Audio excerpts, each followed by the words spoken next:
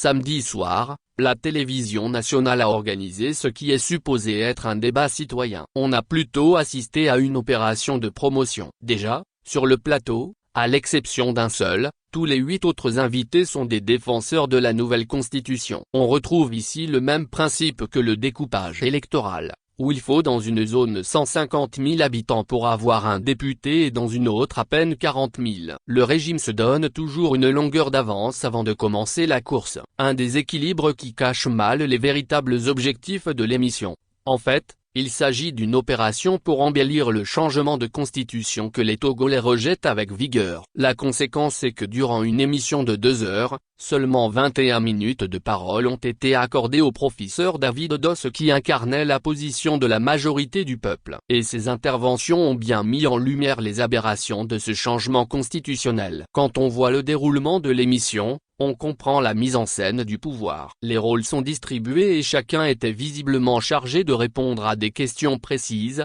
avec des réponses bien préparées à l'avance. Alors que ces ministres, députés et juristes professeurs d'université n'ont pas été en mesure d'expliquer pourquoi le régime refuse de publier le texte de la nouvelle constitution, et pourquoi les Togolais sont privés de débat au sein de la société, ils se sont uniquement évertués à tenter de justifier le bien fondé d'une telle opération hasardeuse.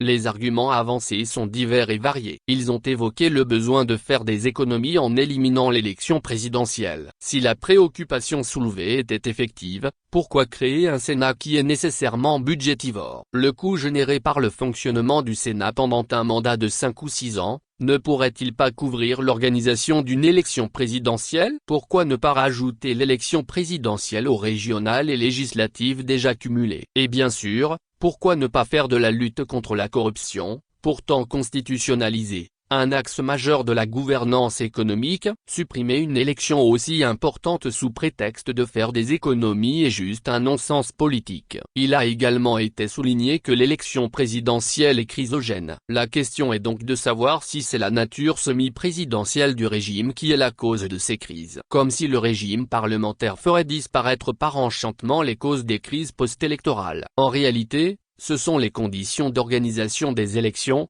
avec des institutions inféodées, des fraudes massives, les intimidations, les achats de conscience et un fichier électoral vicié qui sont les principales causes de crise électorale. Si rien ne change, elles demeureront malgré le régime parlementaire. Au lieu de régler les problèmes de transparence des élections, on noie le poisson pour faire du dilatoire. Sur la légitimité des députés qui ont voté la nouvelle constitution, après la fin de leur mandat, l'argument avancé par le pouvoir est que ces députés ne sont pas en intérim. Alors que l'article 144 alinéa 5 de l'actuelle constitution stipule ceci, aucune procédure de révision ne peut être engagée ou poursuivie en période d'intérim ou de vacances ou lorsqu'il est porté atteinte à l'intégrité du territoire. Si l'exercice de la fonction durant une période de prorogation, et donc en dehors du mandat, n'est pas un intérim, quelles sont alors les situations que la Constitution qualifie d'intérim?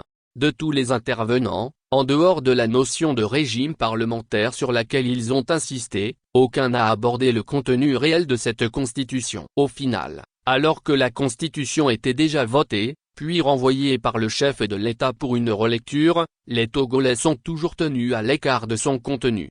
À l'évidence, cette constitution n'est pas faite pour les Togolais. Ses défenseurs ont beau hurler que c'est pour la paix, pour faire des économies, pour se conformer à l'évolution de la société et pour le bien des Togolais, tout concourt à montrer qu'elle est plutôt élaborée contre les Togolais à qui on refuse le droit à l'information et le droit de s'exprimer sur le texte fondamental.